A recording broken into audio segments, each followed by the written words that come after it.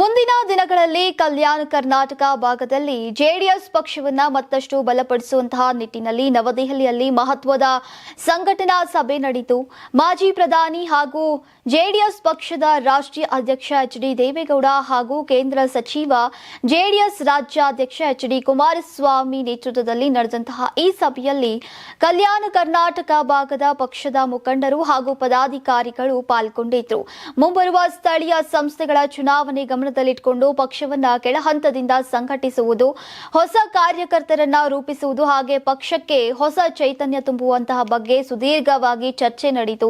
ಸಭೆಯಲ್ಲಿ ಸಂಘಟನೆಗೆ ಸ್ಪಷ್ಟ ರೂಪುರೇಷೆಗಳನ್ನ ಸಿದ್ಧಪಡಿಸಿ ಕಾರ್ಯಾಚರಣೆಗೆ ಇಳಿಯುವಂತೆ ಪಕ್ಷದ ವರಿಷ್ಠರು ಸೂಚನೆಯನ್ನ ನೀಡಿದ್ರು. ಈ ವೇಳೆ ಕಲಬುರಗಿ, ಬೀದರ್, ಯಾದಗಿರಿ ಜಿಲ್ಲೆಗಳು ಹಾಗೂ ರಾಯಚೂರು, ಕೊಪ್ಪಳ, ವಿಜಯನಗರ ಮತ್ತು ಬಳ್ಳಾರಿ ಜಿಲ್ಲೆಗಳನ್ನ ಒಳಗೊಂಡ ವಿಭಾಗೀಯ ಸಮಾವೇಶಗಳನ್ನು ಆಯೋಜಿಸೋಕೆ ತೀರ್ಮಾನಿಸಲಾಯಿತು. ಇನ್ನು ಇದರ ಭಾಗವಾಗಿ ಫೆಬ್ರವರಿ 27ರಂದು ವಿಜಯಪುರ, ಬಾಗಲಕೋಟೆ ಜಿಲ್ಲಾ ಸಮಾವೇಶವನ್ನು ವಿಜಯಪುರದಲ್ಲಿ ನಡೆಸೋಕೆ ನಿರ್ಧರಿಸಲಾಗಿದೆ.